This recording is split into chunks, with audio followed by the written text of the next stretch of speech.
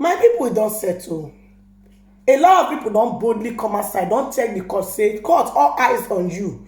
E say heaven no go fall if you decided to talk say this 2023 election make dem withdraw am.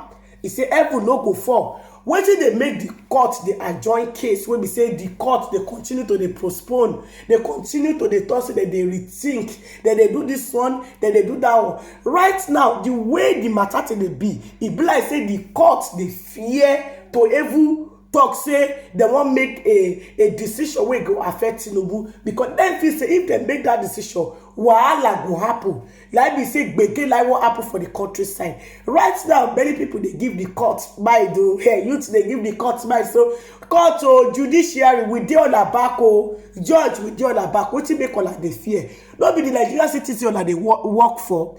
If una see wetin no good, make una do wetin, make una take action. That is why we get court. Courts are made for people wey be say they don't even get voice to defend themselves. Court is there to defend them. My people, no be smart, make una go watch video wey dem take dey tell court say court heaven no go fall if you decided to talk say that 2023 election make dem withdraw am. Why some people dey talk say make dem no buy this person wey dey talk o, make dem no buy dem o. E say because if the wahala happen, who go stand there for the judge? Even the judge power no go reach am o. This one na Nigeria, this one no be obodo oyibo. My people, make una go watch video. You don't threaten the judiciary. That's an assault on democracy. That's an assault on the power of the people, the sovereign power of the people who have elected to go by democracy. You know, in what you call constitutional democracy. What we run in Nigeria, first and foremost, is constitutional democracy. That is a democracy guided by a constitution approved by the Nigerian people. But the foundation is faulty. And we have, in the last 30 years, some of us has advocated that we must do something about the constitutional foundation of Nigeria. It is faulty. Nothing will thrive in Nigeria. No government, no governance under the present constitutional arrangement as imposed by the military in 1999 can thrive. There will always be corruption, there will be fraud, there will be all sorts of things, because the foundation of the constitution of Nigeria is faulty. How do you have a faultless constitution? The Nigerian people in their various constituencies must elect representatives to a constituent assembly. The Constituent Assembly is the one vested with the power to produce a constitution for the country. Not what we saw in 98 under Salami Abubakar, foisting a military constitution on Nigeria, 2 Decree number 24 of 1998. That cannot be a constitution. I am an authority on constitution making.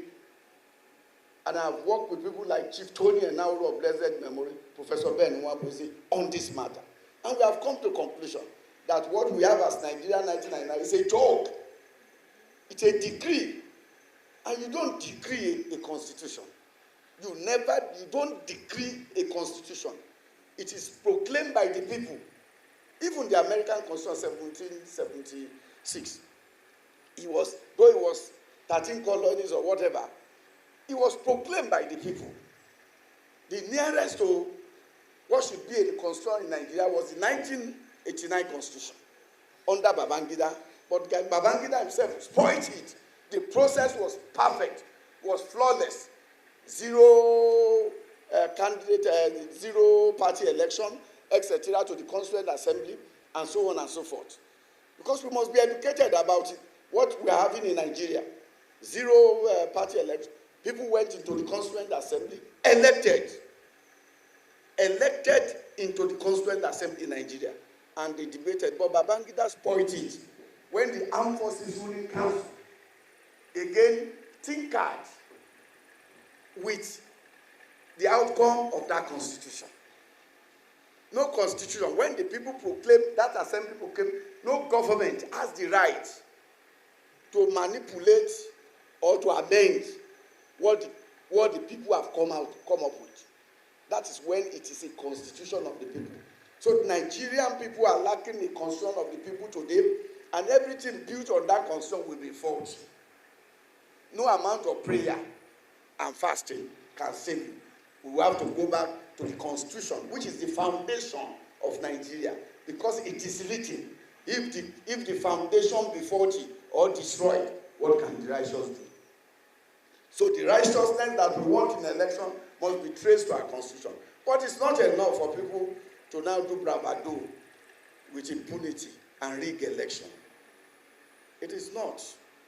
At least that's about human person, human dignity, and so on and so forth. So, but it is also the right of Nigerians to be vigilant, as we are trying to do today. Because eternal vigilance is the price of liberty.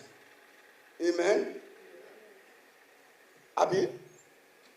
Eternal vigilance, that is organizing forum like this, organizing ourselves as citizens, is what can ensure our liberty and protection of democracy. What we did yesterday by marching and demonstrating our disappointment, dissatisfaction with government anti-poor policy is the vigilance that is required of Nigerian citizens. We mustn't be docile. We go out. And protest is a constitutional right of Nigerian citizens. It is enshrined in the Constitution of Nigeria. You have right to association and right to dissent. Do it peacefully. We do not need any IG to be telling us about we will not tolerate any violence. You can say all of that. But responsible organizations like the labor movement, labor civil society coalition, will lead people out from time to time to express their dissatisfaction and rejection of government and the people's policy. And that is what we are beginning to do. We are beginning to see. You will begin to see that from now on, periodically. And we have been assured by the labor movement. The NLC president, after his meeting now, may join us here.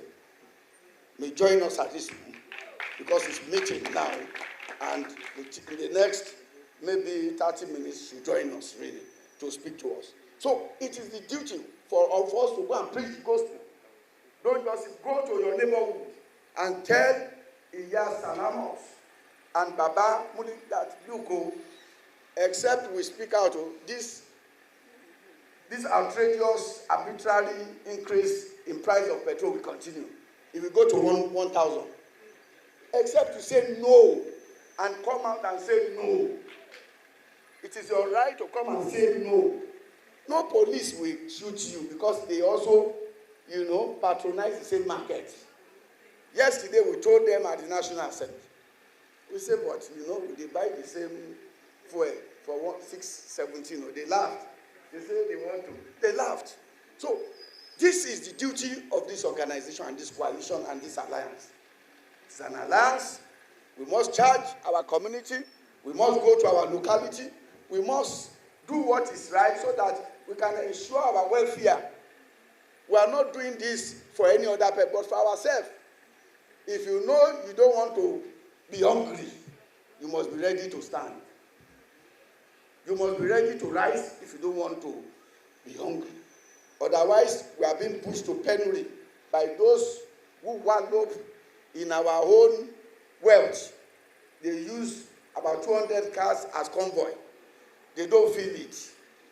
They don't feel the pain. How could anybody come and tell us that I feel your pain? When he has 200, he's not paying fuel, anything. Everything is paid for by state resources. And say, I feel your pain. Yes, it's mocking us.